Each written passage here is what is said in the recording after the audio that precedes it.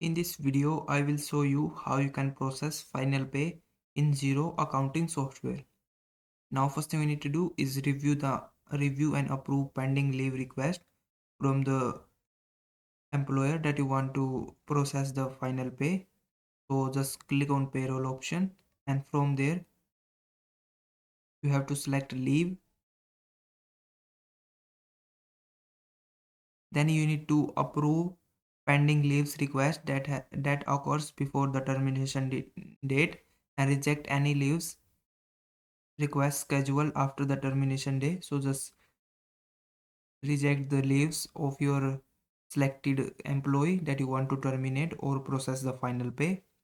Just you have to click on this option menu, and from there click on this reject button.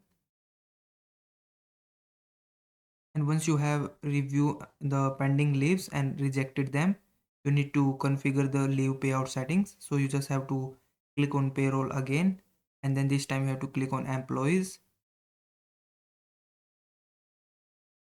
Then you need to choose your employees profile, and from here you have to click on leave. Now you need to set each leave type.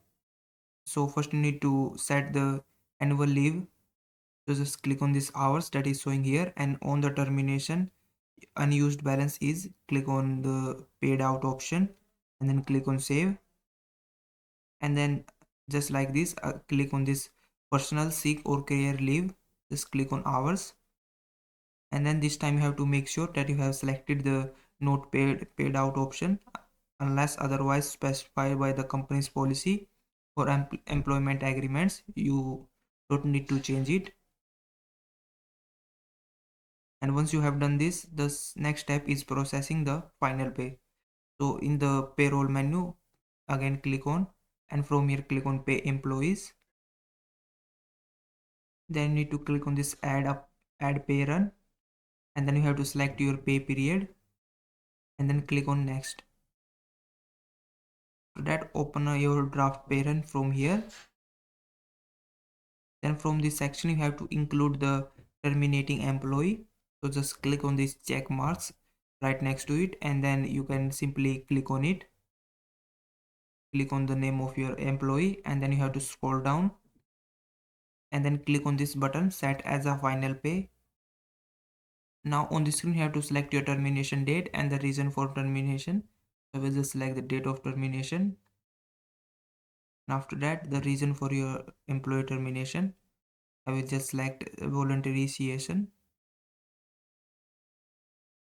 Then you can also select your full pay period earnings if you want to select the last pay full period, or you can also enter average earning if the employees average earning if they have the irregular hours, and then simply click on this save button. Then you need to review the pay slip to ensure all the components including outstanding balance and the leave payout, wage and applicable tax are accurately reflected. And once you have checked this, you need to save and finalize it. So click on save,